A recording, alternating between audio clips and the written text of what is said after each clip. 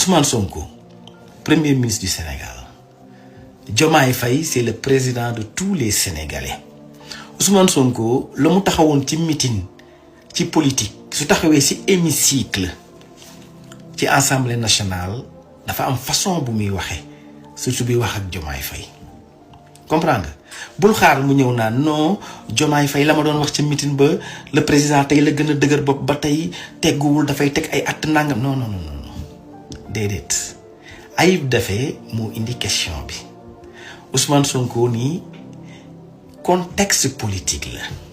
te contexte bi sax dafa dellu ci ñun ci sunu biir comprendre nga waaye li besoin de clarification moo taxoon ñu posé woon ay actes yu ñu defoon pour leeral la te ci biir vidéo bii nga commentaire am na fu ma lay waxee ni la Ousmane Sonko ba mbir mi jógee kaw ba problème bi askan wi yëg ko dafa soulagé wu comprendre nga waaye nag lu ko affecté woon la parce que mbir mi da ko bettoon ci Diomaye Faye dafa mujj woon jaaxle xam nga demoon na sax ba feebar ci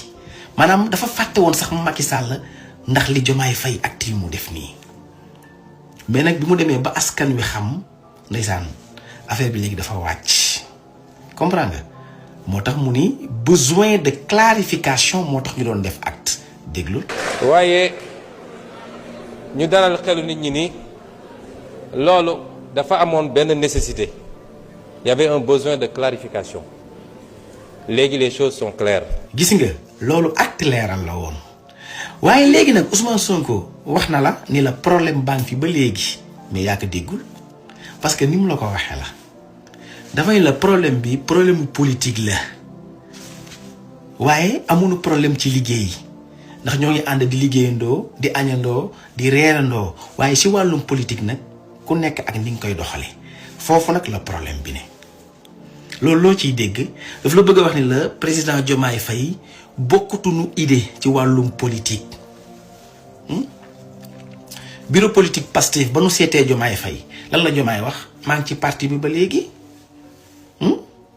mais Ousmane Sonko nee na la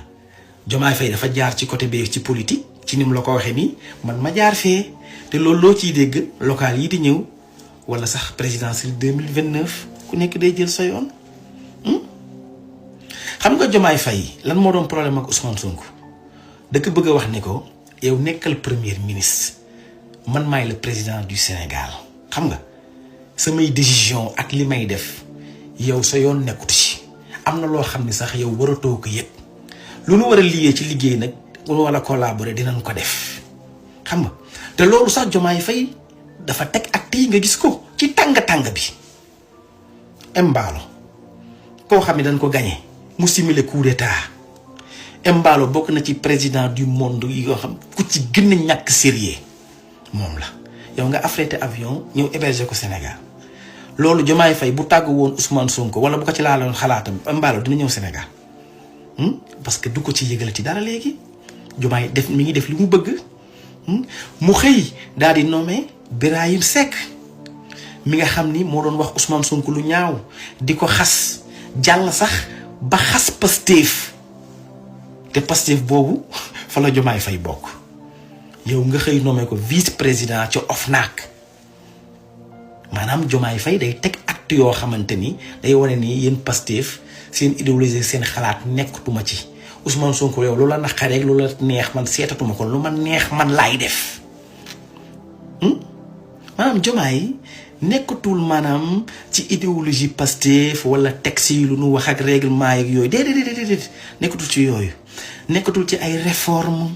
wala martyr justice pour martyr yi wala sax ay redressement xam nga ay reddition du compte yooyu fàtte na yooyu dox Diomaye Faye système lay doxal maanaam li Macky Sall doon def moom la bëgg a def comprendre nga bu mu la bett ay ñoom Cheikh Yérim ak ñoom ñëpp ñëw entouré ko te dafa bëgg pousser Ousmane Sonko à la sortie pour mu génn